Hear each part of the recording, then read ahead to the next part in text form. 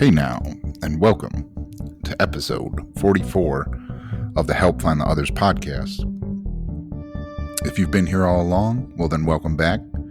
But if this is your first time listening to us, well then welcome. I'm your host, Ruben, and as always, Stan is on the line as well. How you doing, man? Doing great, buddy. Awesome. So, this is our second CryptoCast episode. And our first one, I think, what was it, like an hour and 45 minutes, I think? Yeah, it was just informational, but definitely a good chunk of time for sure. Yeah. So our goal with these now going forward, monthly, bi-weekly, whatever people feel is necessary, is to make them a little shorter. I know a lot of our episodes are probably hard for people to digest, and then a new confusing topic like the cryptocurrency world added on top of that could be a lot to digest. So we want to keep this short, hour long, and whatever. So hopefully I can do that, and I know Stan will help keep me on track, because obviously I could rant for 4 or 5 hours about cryptocurrency. But we want these to be a little more concise and compact. So I don't know, where did our last episode kind of leave off? Like, is there any more newbie stuff that we need to cover? I don't think there's much newbie stuff. I think a good place to start would be, I guess, just starting at the price point where it was when we were talking, and then maybe the fluctuation that occurred in between the month that we recorded one. Yeah, that's a good idea. Okay, so let's see. Right now, Bitcoin is, at the time of recording, 9,600. And I think the last one, we were at 8,300. Mm-hmm. And so it has gone up over 10,000 in that time and back down. I don't know how this will age. This is, we have a whole week to go. And today started out with the stock market going down what can be considered a crash, which is funny. The Dow Jones and S&P are down 4%, and people are freaking the fuck out. And it's like, if you've watched the crypto market for a month, you just laugh at a 4% move. Are you kidding me? But I don't know how this will age. I could see this week being a red week. It's a red day for crypto right now, but I could see it being a red week. The alts are all down where they were doing really good. And this is what you see. And perhaps, I don't know, in our last episode, how much did we talk about altcoins? Not much, if any. And maybe we name dropped a couple, but if anything, it was the big ones, Ether and Litecoin. Okay. Well, so what we've had in the last month since our first CryptoCast is what is called alt season. And I don't want to really shill any specific altcoins. And my suggestion is to have a portfolio that is mostly Bitcoin. But I understand, because I'm in the same boat, that people only have 50 hours a week to invest and whatever. And it seems like I can't get that much Bitcoin. So the altcoins are enticing. I understand that. So I think everyone's portfolio should have some altcoins. And briefly, could you just say what altcoins are? Yeah, so anything that isn't Bitcoin. Bitcoin was the first cryptocurrency that worked, and everything is built off of that. So there's all these other companies and all these other, institution. Well, I don't, every altcoin would call themselves something different. But they're essentially an open source software company. And all of them built off of the idea that blockchain made work. And so there will be at some point,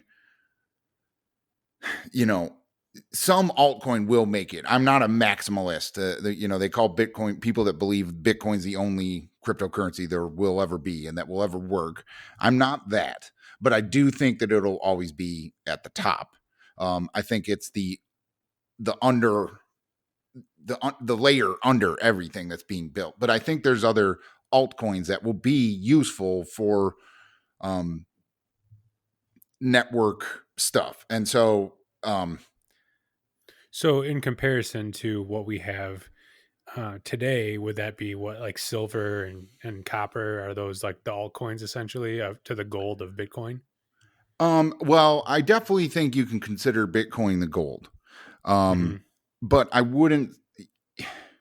So to say something's gold and silver and copper would But be, just to paint the idea in people's minds that might not know, is that a good way of looking at it? Like I understand there's no clear second to it, but there are a ton of seconds and a ton of thirds, well, and yeah, was that a good way of looking at it? yeah. Like, okay, To so if, understand it, I yeah, guess.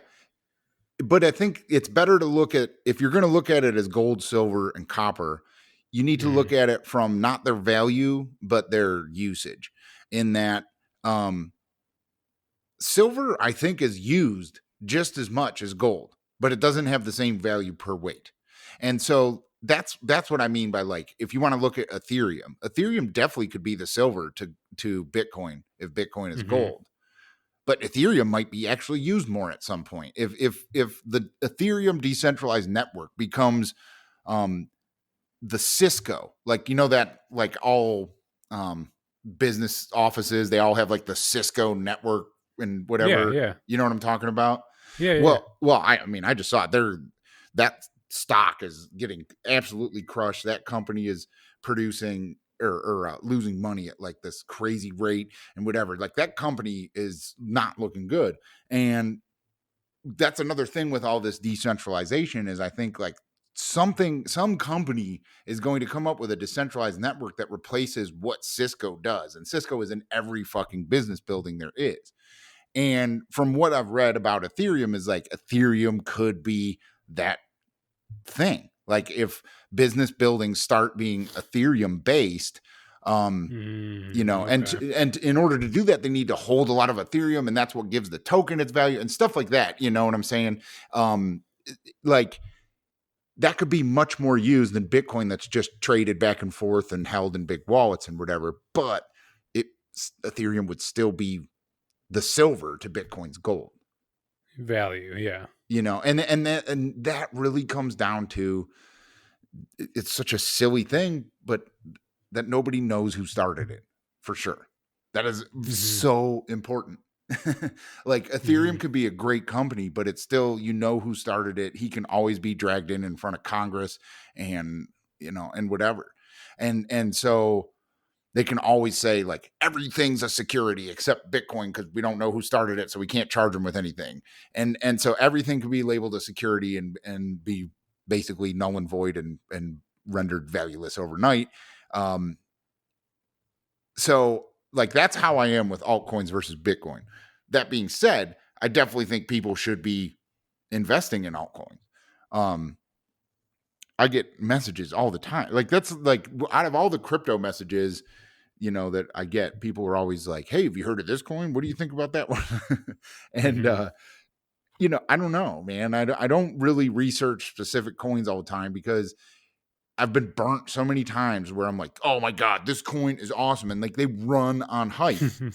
And then all of a sudden it's like, oh, the guy got arrested and lost, stole everybody's money, basically. Like, that always happens. And it's like, God damn it.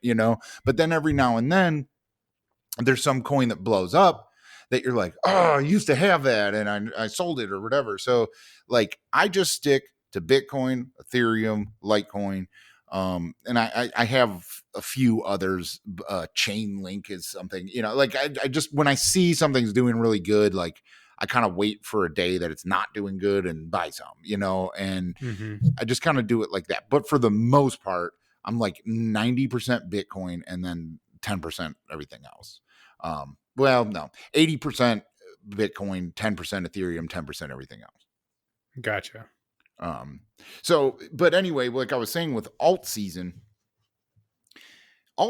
is when um,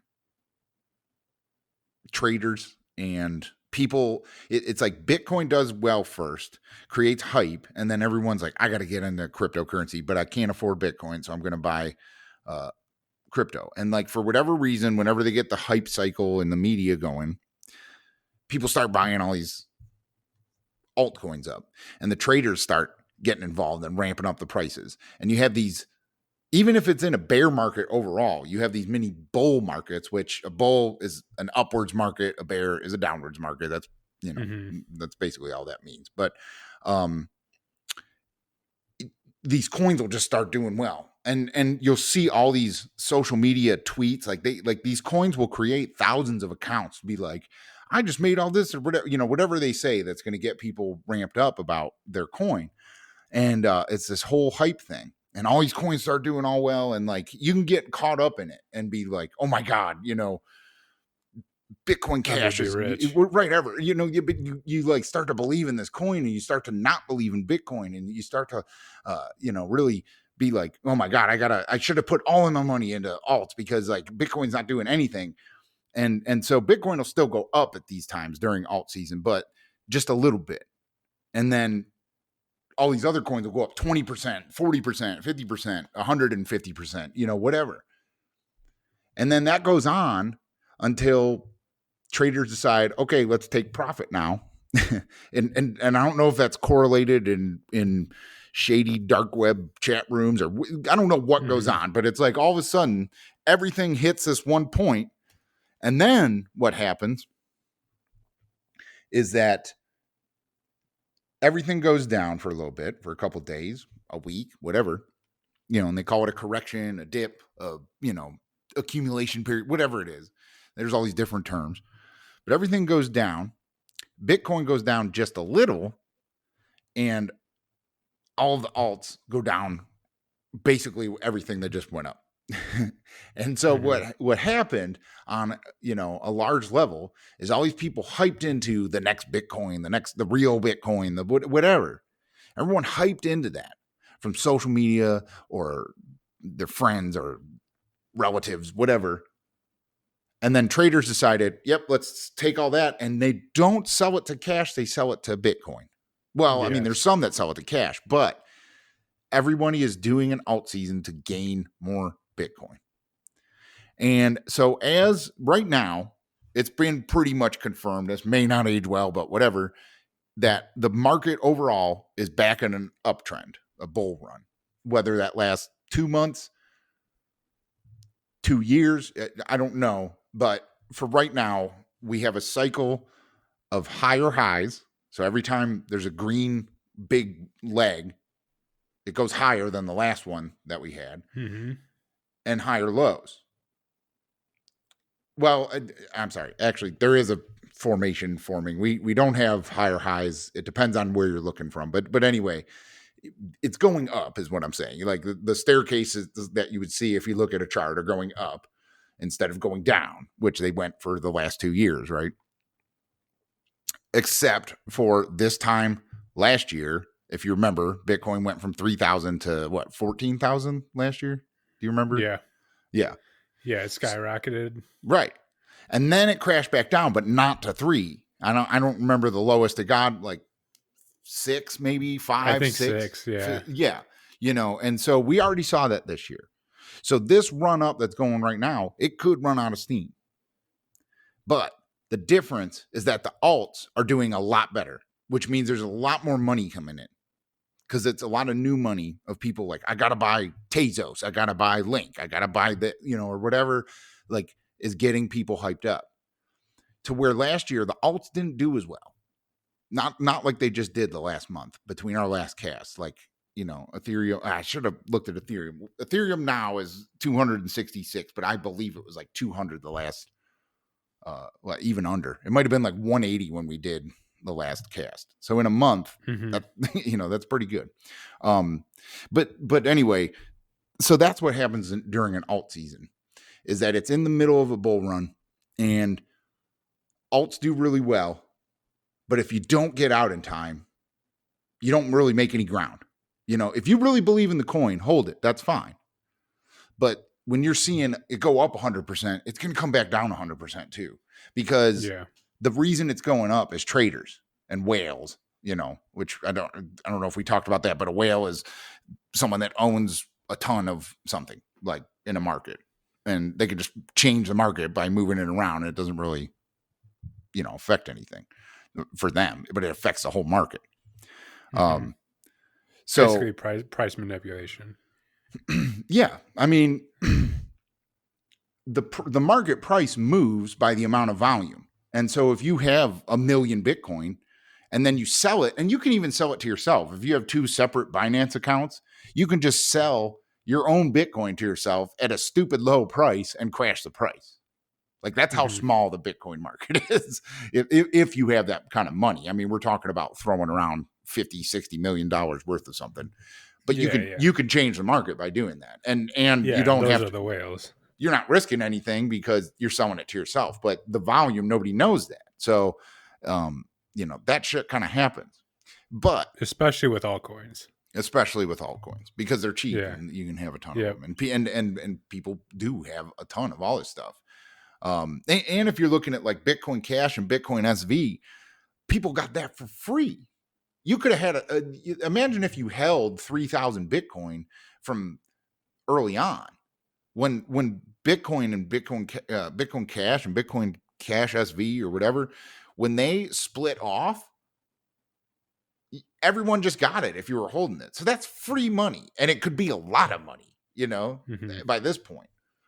So you can fuck around with that all you want on market, on the exchange to fuck with the market rate. So that's even more manipulated. And so like that's the thing with altcoins is like it's a wild ride. Some High of them risk, high reward. high risk, high reward, exactly. To where like Bitcoin, you could say it's risky enough, but like I don't know. I have not seen anything in 3 years to make me even like doubt that it's gonna be a fucking thing.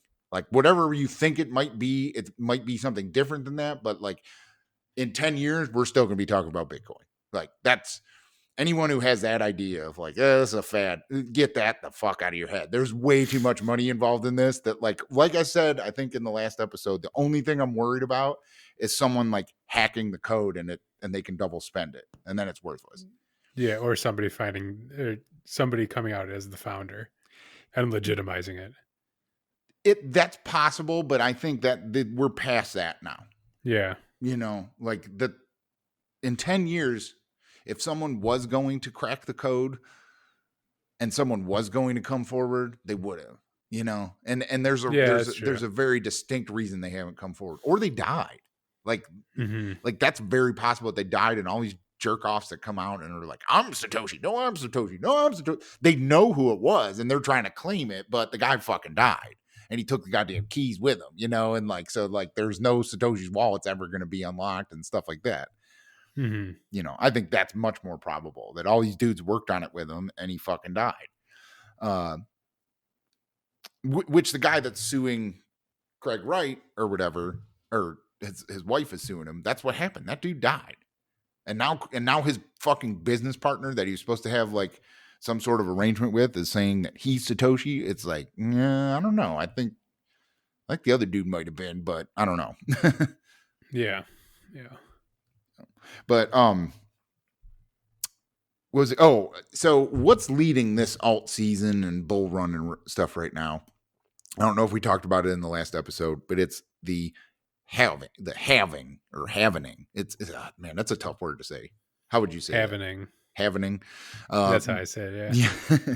But for people that don't know, in like 2 months, basically, end of April. I'm not sure what the exact date is.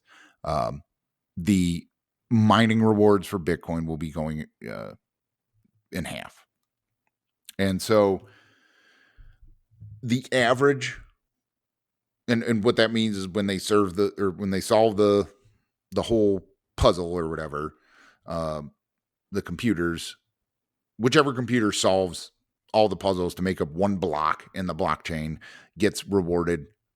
Right now, I can't remember the numbers, but they get like 13 Bitcoin or 14 Bitcoin, and so in a couple months, whenever they do that, they'll get half as much. I can't remember the numbers. I was just reading it, but anyway. So, but you can look at this larger on a production scale when you've seen like pictures of mining farms and stuff like that. All those Mm-hmm. computers are like revving up and like using up all this energy. Well, each one of those computers might only earn the full prize of the 13 Bitcoin or whatever once a month or once every other month. So you need all these computers doing that. All these, and they run off of graphics cards and use up all this electricity and all this heat. And there's the larger your mining operation goes, it's insane overhead. Well,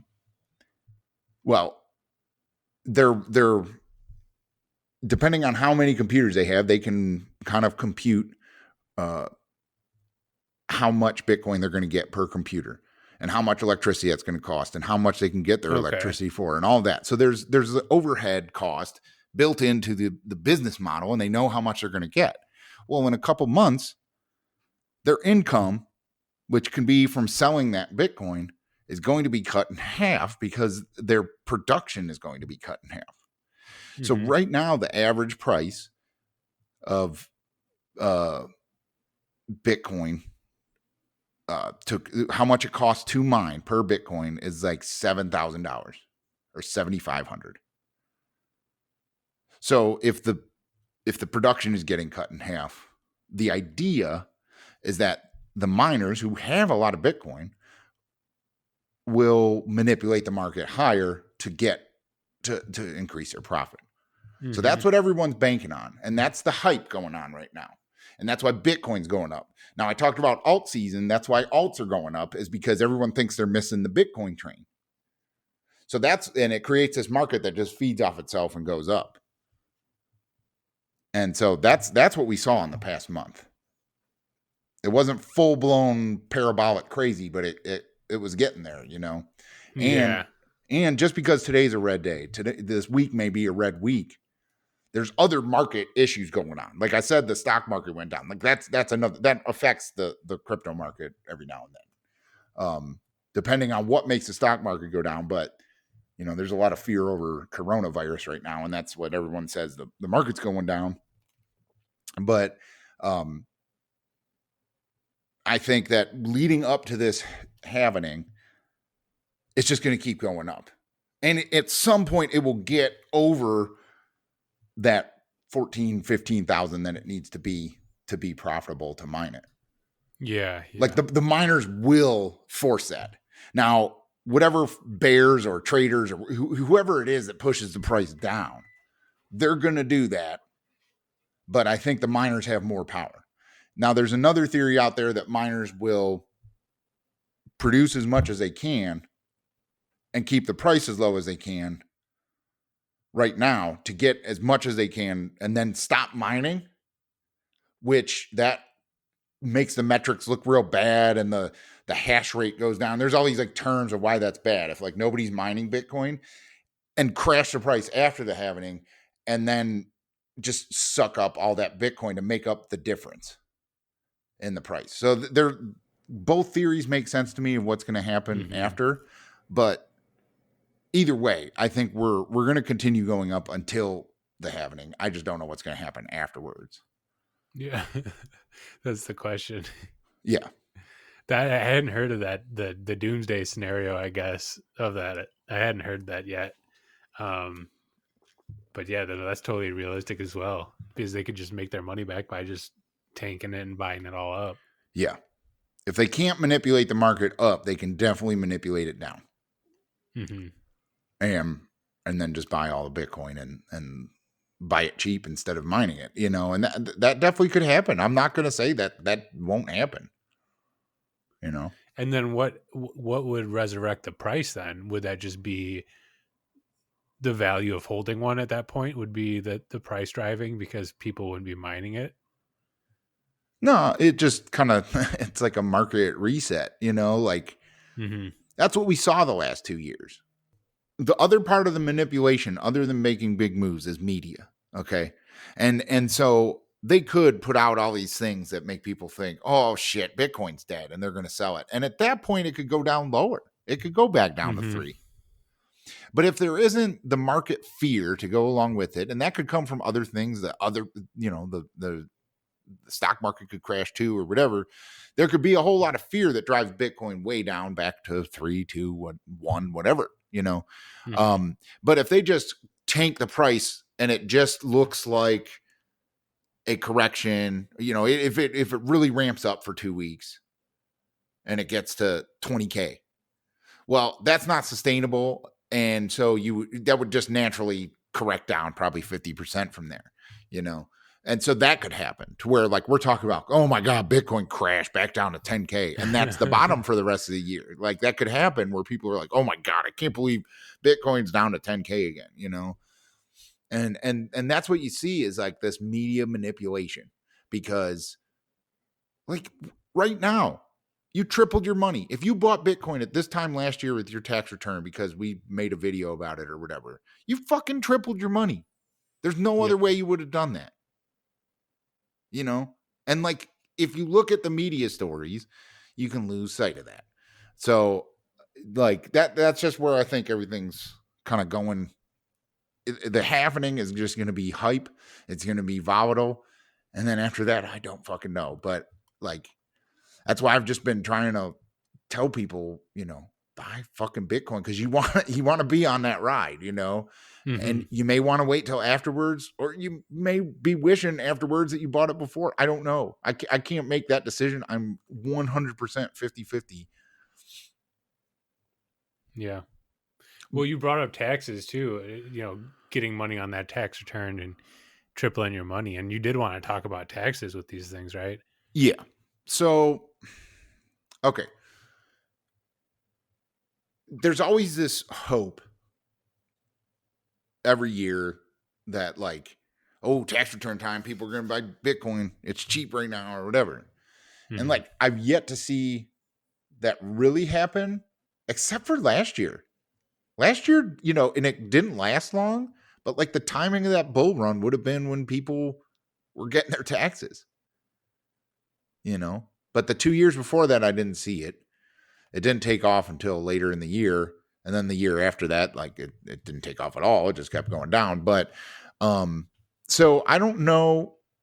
I don't know because the market's doing bad right now.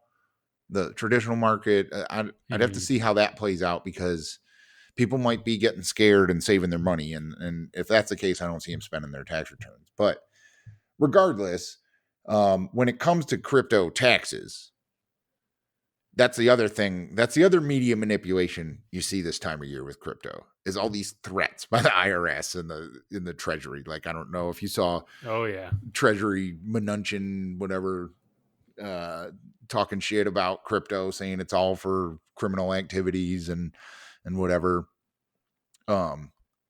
There's all these scare tactics that come out this time of year to keep people from putting their tax return money into crypto, I think, but also, they don't know how to fucking tax this stuff. And they want to just scare you into doing it. Every tax year, I've seen terrible threats and propaganda leading up to tax return time, but then nothing afterwards. I've heard nothing of anyone being like, oh shit, dude, I got fucking audited and they knew everything. Yeah. Like, they don't. They know the big dogs.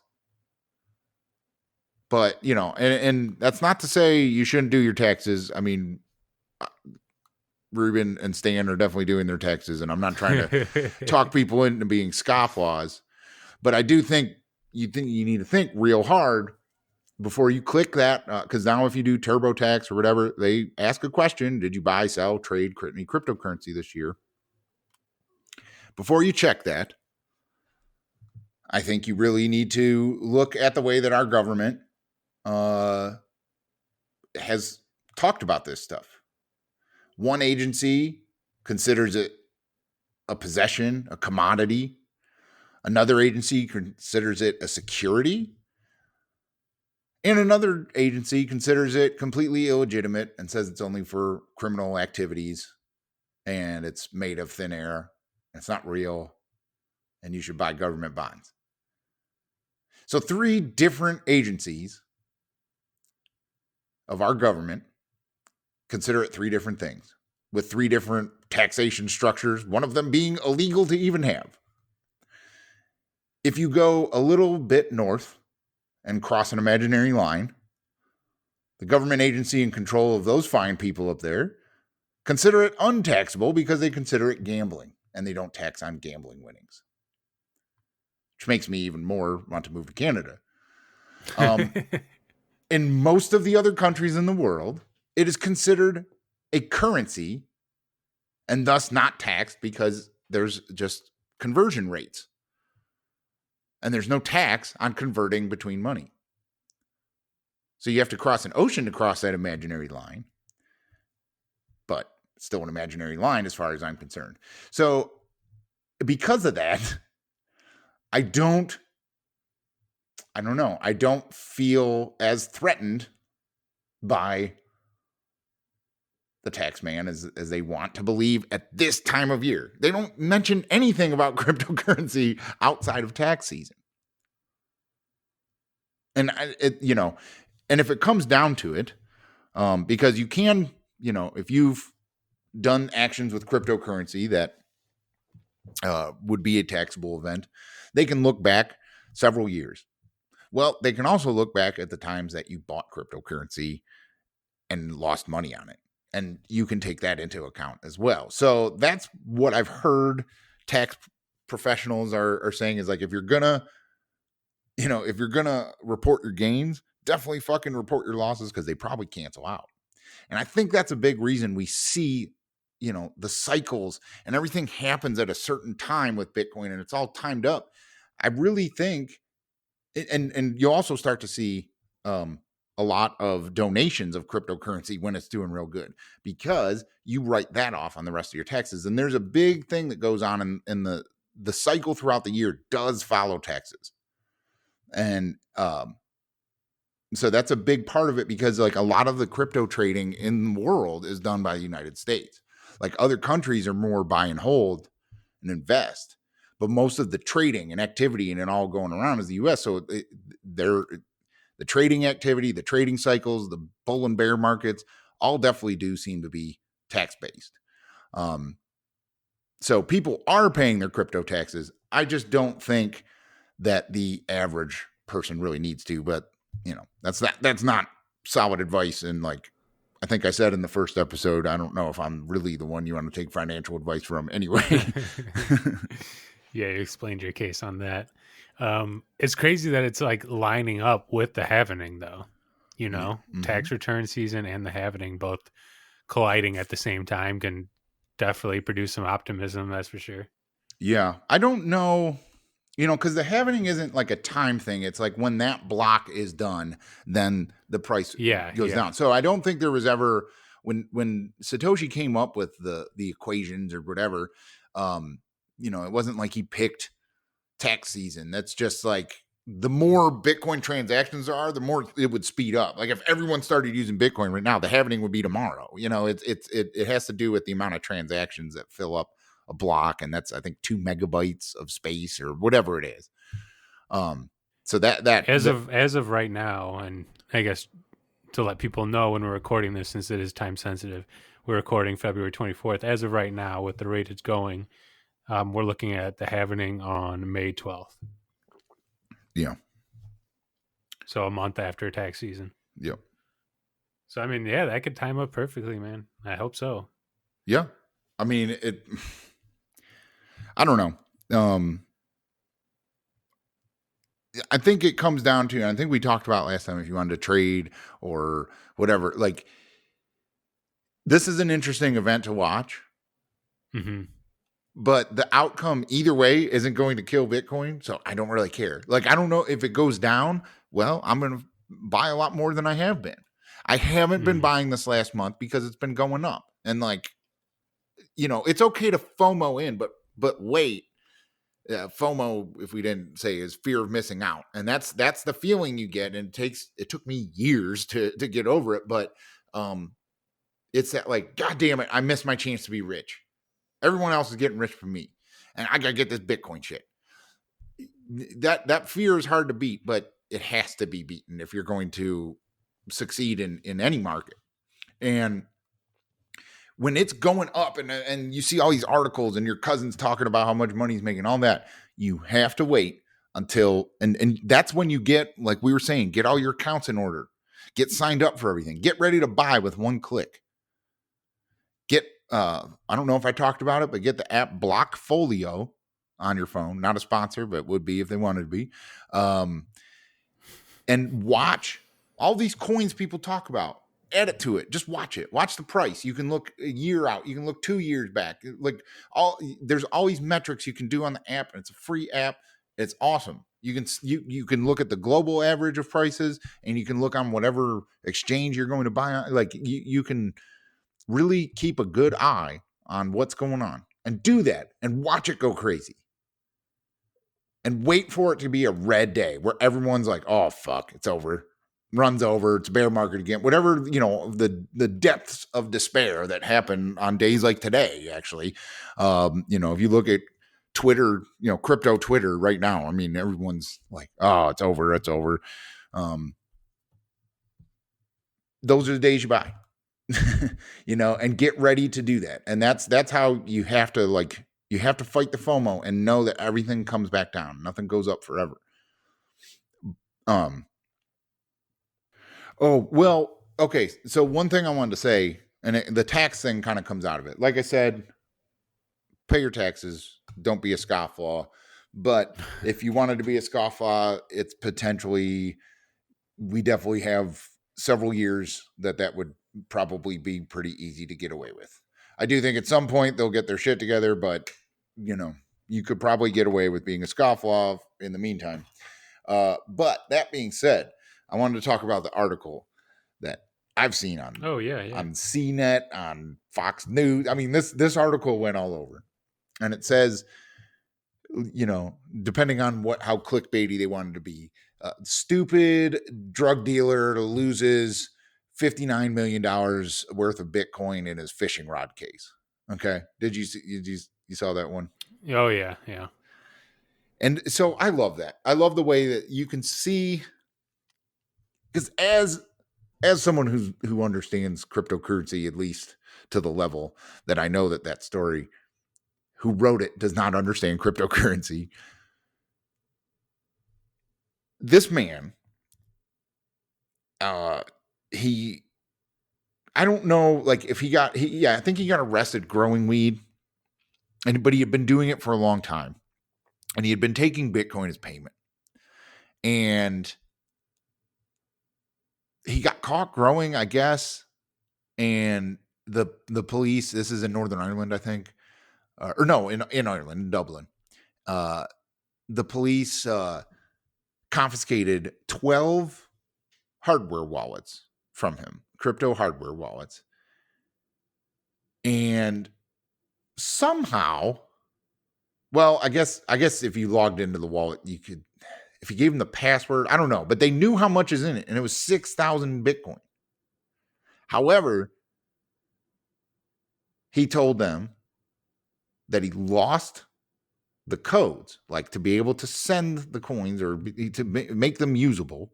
He lost the coins. He had them written down in a piece of paper in his fishing rod case that was in an apartment that he got kicked out of, and the landlord threw it out. And so that's what the story is that this guy is that dumb that he had 6,000 Bitcoin,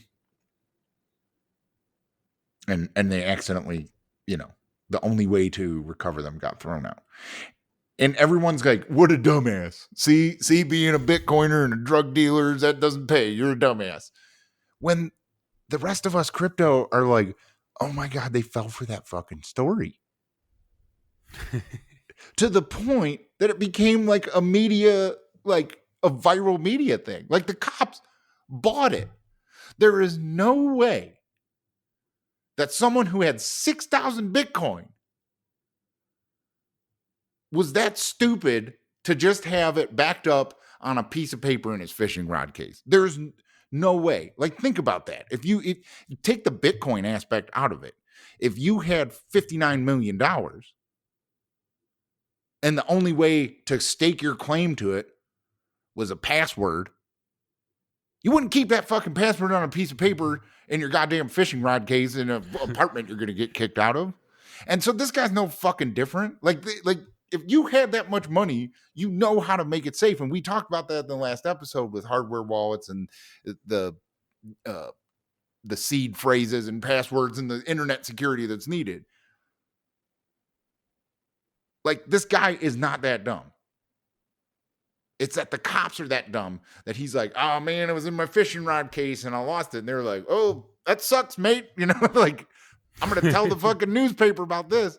You know what I'm saying? Like, I guess I would need to see an interview of this guy and maybe he like just comes off as a complete ignoramus. And I'm like, oh, actually, yeah, that guy's pretty dumb. But like, I don't know. My image of a weed dealer, a weed grower in Dublin, where weed is like really fucking illegal in the UK too. Like, it's like, I mean, it's, I don't know, you know, people listening that are there, maybe I'm blowing it out of proportion, but it's like, you know, here where even before it was like medical everywhere, like everyone could have, you know, had a weed deal or whatever. Like my experience with like Irish people and stuff like that is like 1 in 20 people know where to get weed, you know, or whatever. Like, it's, you know, it's just a lot more underground. So to be a weed grower in Ireland who accepts Bitcoin to the point and does enough business that you have 6,000 fucking Bitcoin, like, you're smarter than that, dude. Like, I would really have to see an interview to change my mind. Like, I know that this guy fucking lied to the cops and they fucking bought it and it became a viral media thing that has like impacted the cryptocurrency market too. Mm-hmm. Like, people were like, wow, that's 6,000 Bitcoin off the market. It's like, bullshit. Unless they're watching that address, because that's the crazy thing about Bitcoin is they could watch it. But if these cops are that dumb that they bought the fishing rod case story, I don't think they're watching the blockchain now. You know, so whatever happened to this guy, like, he's laughing his way to the, well, he doesn't go to the bank because he's got all that Bitcoin, you know?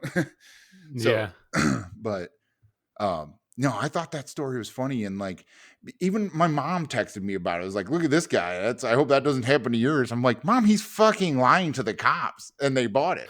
And that's the beauty about it. It's the thing I love about Bitcoin and why we may not recognize the importance now of that situation of like being unconfiscatable.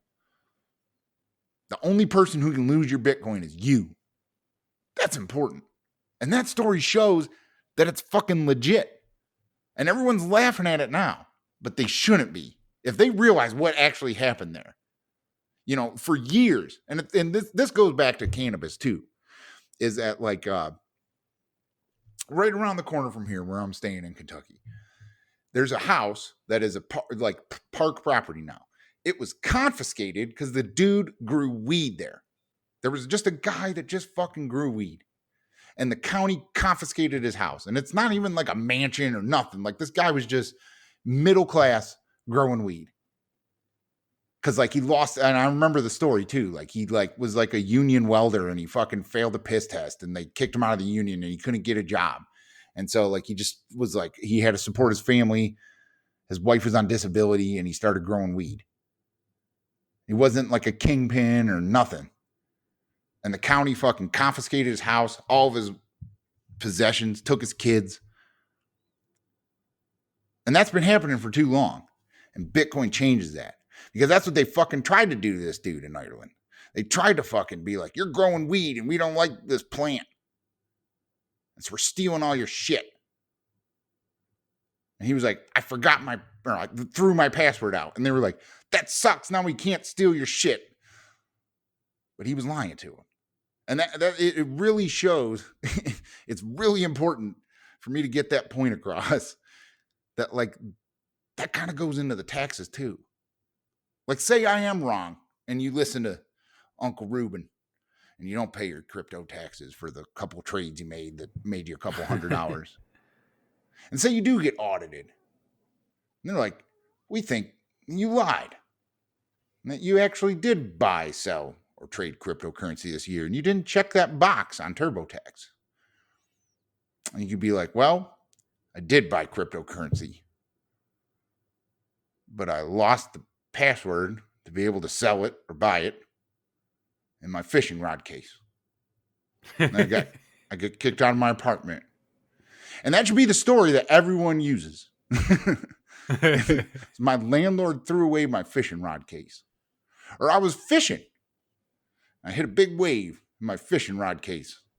Flew out of the boat, and I never saw it again. So yes, I did buy cryptocurrency, but I lost it all. And if you would like me to do my taxes, well, then I'd like to claim that as a loss. And then see what the tax man does at that point. Because I think it's just as easy to do that to our cockamamie IRS and SEC and CFTC and Department of Treasury and all these dickheads that can't get their shit together to figure out what this fucking stuff is.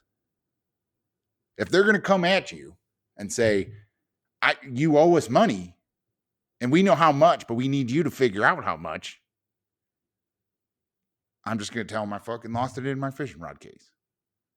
Well, no, I'm not. I'm going to pay my taxes. But you could say you lost it in your fishing rod case. And so, yeah, if there's any dickhead IRS agents that listen to our podcast and listen this long into the podcast, I don't know.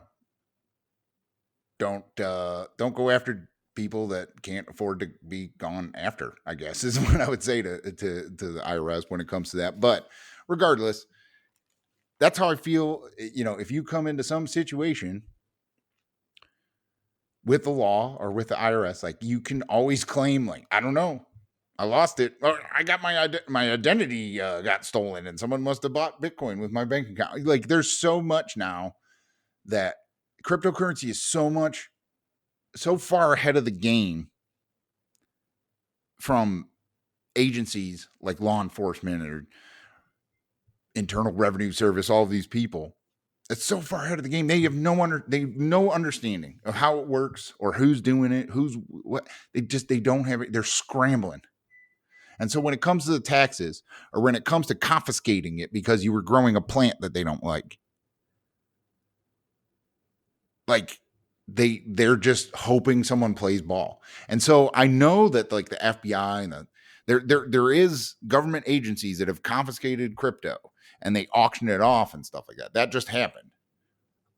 I don't know how they got the codes to do that. If the person played ball with them or if they had the codes written down next to the wallets, I don't know how they got that. But I do know in this story with this guy in Ireland, he bald-faced lied to them and they fucking bought it because they don't know no better, because cops are dumb as fuck, even in Ireland. And so that's what I got from that story. I don't know if you got the same thing, but Oh yeah, no, I definitely did. I'm wondering too, is like, even if he says that, like what makes it that he would be legally obligated to give him the keys? Even if he said he had them, like, nothing. And yeah. So, like, that's the thing. Like, that's what I mean with the people that have had it legitimately confiscated, like any other property, which I think that's what I was getting at, is bullshit. That, like, just because someone who is the police of the imaginary lines you live in doesn't like the plant you're growing, they can, like, take your life, like, in this specific instance, like, yeah, you can just always say, I don't know, I forgot my password. What are they going to do? Are they going to give you truth serum? Make you trip balls and until you tell them the password, or pull out your fingernails, or, like, they can't torture you. You just say, I don't know, dude. I forgot the password. I don't fucking know. I got hit in the head and got a concussion playing basketball, and I don't remember any passwords. I haven't answered an email in months. So it just comes down to any line to the cops. But this is specifically, like, access to your finances. They, this is another good thing for Bitcoin, is, like, you can't travel across borders. You're not supposed to, like, fly out of the country with more than $20,000. And I remember this story that this Bitcoin journalist wrote, where he was coming from a conference and he had a hoodie with a Bitcoin on it, and he was leaving the country. He was, going to a conference, and he had a bag full of these, like, joke Bitcoins that were, like, his, like, I think they were They were keychains, actually. That's what they were. They were Bitcoin keychains that looked like coins or whatever. And he had a hoodie on that had a Bitcoin logo on it. And they were like, they held him up and strip searched him and confiscated his bag because he was leaving with too much money. He's like, these aren't real Bitcoins. They're keychains. And they're like, we know what it is. We see your hoodie. And they confiscated his bag and like sent him. It took a while to clear that up, I guess. I don't know. But yeah, they don't know. They don't know. Like all these agencies and stuff like that. They don't get it. They're so far away from getting it. But in the same token, you're not supposed to travel with that cash. Well, he could have had a hardware wallet with 5 million, with the 59, the drug dealer could have left the next day with a hardware wallet with $59 million on it, completely breaking federal law. So that's another advantage that I think people with large amounts of money like about cryptocurrency. And, yeah, you can call that drug smuggling or not drug smuggling, money laundering or whatever, but like whatever scare tactics the Treasury Department tries to use, they don't like that people could leave with millions of dollars in their pocket and never come back. Mm-hmm. Yeah. But yeah, definitely this time of year, stories like that, you need to look beyond the clickbait title, right? And a lot of it's hype, a lot of it's market manipulation. I don't know why this one got so much traction. If it's to, I don't know. Like, I think it's helped the market because like there's this perceived increase in scarcity that has come from it because they're like, oh, this guy lost all this. But I think anyone that really knows, it's like, he's just fucking lying because you can, he's just got the balls to do it. Like these other people that gave up their passwords, like, I don't know, maybe they scared them into giving them the passwords, or they had them written down next to wallets. I'm not real sure, but like, I know that this guy's got it right and he's got the balls to do it. Yeah, that's for sure.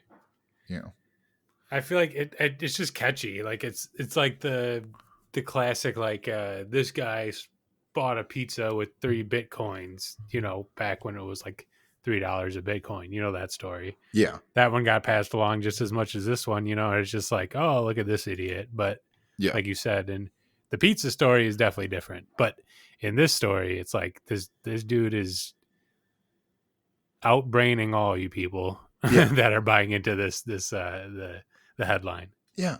And it's just so funny that it became a viral, like he's laughing about this right now. I know it, Yeah. Unless he's in jail. I didn't read I didn't find out, Hey, you might as well be laughing in jail. Why not? Like, you got all that money still. Yeah. Yeah. He can ride out the crazy volatility. Yeah. Right out the sentence, come out richer than he was before. Yeah. Get free, 3 hots and a cot.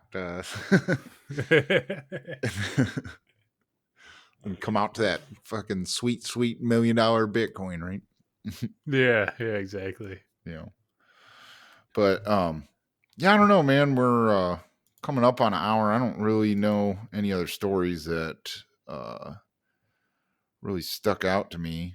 Yeah, I didn't come across any either, other than just like accusations of price manipulation, but those are just so common now. Well, but it's when people say price manipulation, yeah, there's price manipulation. It's such a small market that is so touchy and nervous because think about the stock market. 4% is a big move because when like I was saying that it went down today, like that's a big thing, right? Because there's a ton of fucking money compared to the crypto market in the stock market. The entire crypto market is less than the market value of all the shares of Amazon, so it's like that's how, and then think there's thousands of companies that make up the stock market. So the whole stock market or the S&P 500 or the Dow Jones, those a 4% move takes a lot of fucking money off of the table. And it's so in order for everything to sell, it's like all these funds, there's mutual funds out there that have more money in them than the entire crypto market as well. So it takes all these funds, people can't just go, oh my God, I'm going to sell all my stock. Like you have to like tell your dude and you have to pay a fee. And there's all this shit to where to get freaked out and sell your Bitcoin, it takes 2 clicks on your phone, so the market is so touchy. And it can be controlled so much by like a story like that comes out that like, oh my God, this guy lost 6,000 Bitcoin. Price is going to go up because the scarcity, just, those coins are lost forever. And then you buy some and the price goes up a little bit. But then people start thinking about it like, oh, that motherfucker's lying to the police. That's awesome. And then the price just goes back down to where it was, And so like that, the market fucking moves like that. We're talking about millions of dollars, but still, that's how it moves, And so that's price manipulation, and people can manipulate that up or down. I don't know, but that's when you look at the overall trend over years, the manipulation is a little muted. The ups and downs and the volatility, those kind of just blend in to this overall up. There's moments where it swings down, but it's always going up. And that's just, I haven't seen anything to make me think that that's over, And, no. And you zoom out and it's all going up, man. It's all going up. And the past month between our podcasts may have been a bull trap, as they call it, where everyone thinks it's going up, but then it crashes down. I don't know. And it'll be interesting to see how that ages the next time we do this. But I think that's a fun thing about doing this, like, a month apart or bi-weekly is, we'll see some significant changes in the market. I think a lot will happen, and it can be a little boring week to week because you can just be like freaked out or whatever. But if you zoom out at least a month, like you can be like, oh, okay, this is what's taking place. Cause I believe when we recorded our last episode, we were like, I don't know, it's looking like this market's starting to heat up. And a month later, it's like, man, that was some fireworks. I don't know where it's going now, though. It could go up or down. So, like, I think that's pretty cool, and I hope everyone enjoys this. I know probably only a certain percentage of the people that listen to our podcast are even remotely interested in cryptocurrency, but I don't know. I hope it's an interesting listen, even if it's not spiking your interest in becoming involved. And if you are hoping to become involved or have become involved, I hope this gives you some perspective. I'm probably not the best person to listen to about cryptocurrency, and but I hope it's at least entertaining, and we'll keep doing it. Give us some pointers, email us and leave comments on the videos or whatever, let us know what you want us to talk about and what to include into it. But other than that, I kind of think like, I don't know, this is going to be our format is just, pick a couple news topics about crypto and rant on it and try to keep it under an hour. And I don't know. Does that sound good to you? No, I loved it, man. Yeah. No, I think it's great. And I think that, like you said, with the month in between the two, or, bi-monthly, whatever, we'll be able to handpick the best of stories or the funniest or, whatever comes our way and bring them to the audience. Like oddly enough, with how small this space was just 5 years ago, there's now a 24-hour news cycle that follows it. So you have to weed through the bullshit, just like you got to weed through the bullshit on, CNN. So, so we'll make sure that we're bringing the best to you. And that story is definitely the best paired with the halvening. Those are probably like the two biggest things that happened in this month in between that I can recall, Yeah. So I'm loving it. I'm loving it. We'll keep it going. And like Ruben said, if you guys have any ideas on how to make this better or what you guys want us to explain or talk about, let us know.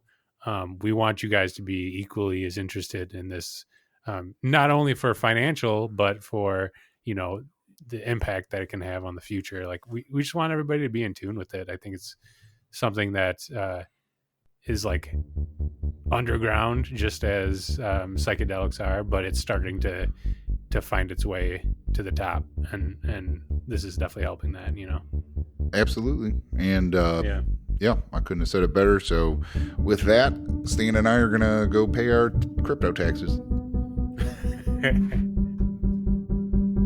As always, thank you for listening to the Help Find the Others podcast. Please don't forget to check out our Discord server to connect with our growing community. The link to join can be found in the description. And if you feel like donating to our channel to help us grow, a link to our Patreon can also be found in the description, as well as some cryptocurrency wallet addresses. If you would like to be a guest on the podcast or have any questions about these topics, please email helpfindtheothers@protonmail.com.